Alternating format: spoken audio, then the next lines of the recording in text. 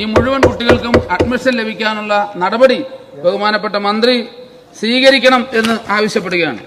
Sir ഇവിടെ സൂചിപ്പിച്ചപ്പോൾ ബഹുമാനപ്പെട്ട ദലീമ അംഗത്തിന്റെ പാട്ട് വളരെ മനോഹരമായിരുന്നു, സാർ അഭിനന്ദിക്കുകയാണ്. പക്ഷെ സാർ അവർ പറഞ്ഞത് അന്യ സംസ്ഥാന കുട്ടികൾ ഇവിടെ പഠിക്കുന്നു എന്നുള്ളതാണ്. സന്തോഷകരമായ കാര്യമാണ് സാർ. ഏറ്റവും കൂടുതൽ അങ്ങനെ കണക്കെടുക്കുമ്പോൾ അതിൽ ഏറ്റവും കൂടുതൽ കുട്ടികൾ 10-30 വർഷക്കാലം നിങ്ങൾ ഭരിച്ച ബംഗാളിൽ നിന്നുള്ള കുട്ടികളാണ് സാർ 90% എന്നുള്ളത് ഇവിടെ പറയുകയാണ്.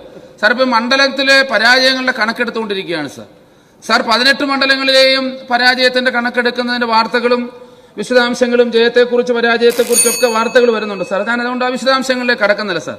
സാർ എന്റെ അഭിപ്രായത്തിൽ ഈ 18 പഠിക്കുന്നതിനേക്കാൾ എളുപ്പം സാർ ഒരിടത്ത് എങ്ങനെ ജയിച്ചു എന്ന് പഠിക്കുന്നതായിരിക്കും സാർ എന്ന് ഞാൻ ഈ അവസരത്തിൽ പറയാൻ ആഗ്രഹിക്കുകയാണ്. സാർ കഴിഞ്ഞ 3 വർഷക്കാലമായി ഈ പ്രതിപക്ഷം ഈ നിയമസഭയിൽ പ്രതിപക്ഷ നേതാവ് ഉൾപ്പെടെ ഞങ്ങൾ എല്ലാവരും നിങ്ങളോട് പറഞ്ഞ കാര്യങ്ങളാണ്